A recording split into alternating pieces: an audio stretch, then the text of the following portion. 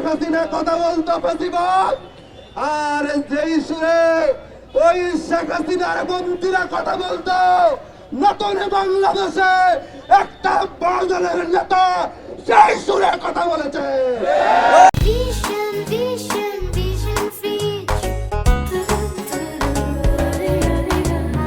আমরা দল দল ময়দানে নেমেছি আগামীর বাংলাদেশকে আধিপত্যবাদ মুক্ত করার জন্য।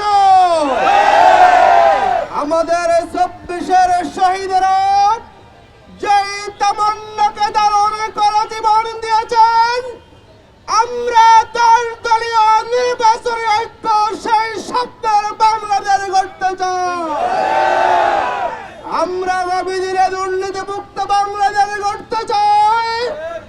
এই বাংলাদেশে যাতে করে আর কখনো ফ্যাসিবাদ কায়েমে না হতে পারে, তার জন্য আমরা দল দল মাঠে নেমেছি।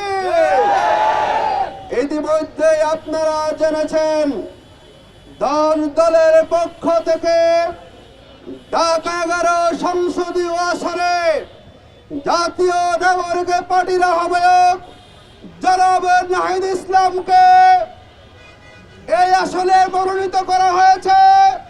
আমরা জামাতের পক্ষ থেকে সর্বশক্তি দিয়ে জনাব নাহিদ ইসলামের পাশে থাকবো ইনশাআল্লাহ। আমরা রামপুরা, বাড্ডা, বটার আমার সম্মানিত ভাই বোন এবং বিভিন্ন শ্রেণী পেশার নাগরিক যারা এতদিন আমাদেরকে ভালোবেসেছেন, আপনারা ব্যক্তি আতিককে ভালোবেসেছেন, আপনাদের প্রতি আমাদের আহ্বান থাকবে যেই সমর্থন আপনারা আমাদেরকে দিয়েছেন দাঁড়িপাল্লার পক্ষে, যেই ভালোবাসাটুকু আপনারা আমি ব্যক্তি আতিককে দিয়েছেন, আগামীর বাংলাদেশ গড়ার ক্ষেত্রে ঢাকা 11 সংসদীয় আসনে নাহিদ ইসলামকে আপনারা চাই সমর্থন দিবে।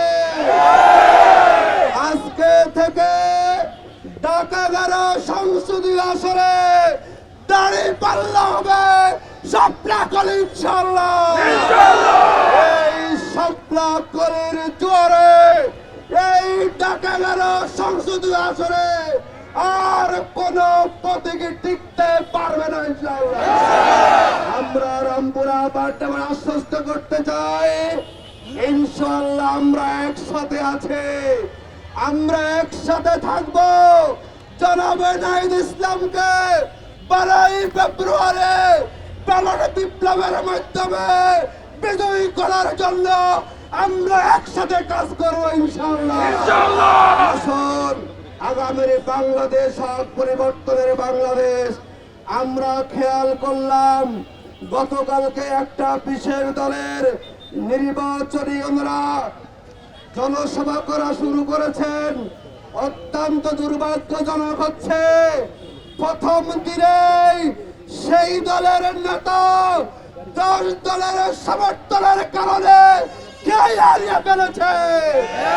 যেই সুরে শেখ হাসিনা কথা বলতো ফেসিবাদ, আর যেই সুরে ওই শেখ হাসিনার মন্ত্রীরা কথা বলতো নতুন বাংলাদেশে একটা বড় দলের নেতা সেই সুরে কথা বলেছে। আমরা বুঝতে পেরেছি বাংলাদেশের জনগণকে আপনি চিনতে পারেন নাই। আপনি 17 বছরে লন্ডনে ছিলেন, আরামে ছিলেন, আপনার গায়ে কোনো আঘাত লাগানে, তার জন্য আপনি 17 বছরে আরাম আয়েশে থেকে এখন আপনি মুক্তি সাজতেছেন। এই মুক্তিকে আমরা মানি না। তারা মুক্তি সাজতে হলে যোগ্যতা লাগানো বলে। আপনি কোন মাদ্রাসা পড়াশোনা করেছেন? আপনি সাবেক প্রেসিডেন্টের ছেলে, মাত্র পড়াশোনা করেছেন 10 দিয়ে মেট্রিক পাস, আর আপনি আমাদের কাছে চমক দিবেন? এটা হতে পারে না। নতুন বাংলাদেশে রাজনীতি করতে হলে বয়ান পরিবর্তন করতে হবে। ফ্যাসিবাদের বয়ানে রাজনীতি করতে গেলে যুব সমাজ আপনাদেরকে আস্থা করে নিক্ষিপ্ত করবে। ইনশাআল্লাহ আগামীর বাংলাদেশ হলো দল দলের বাংলাদেশ। ঢাকা 11 আসন, স্বপ্নখালির আসন। ইনশাআল্লাহ আমরা সবাই মিলে এগিয়ে যাব এবং আমরা 12 তারিখে জনাব নাহিদ ইসলামের গলায় আমরা পুরের মালা পরাবো। ইনশাআল্লাহ।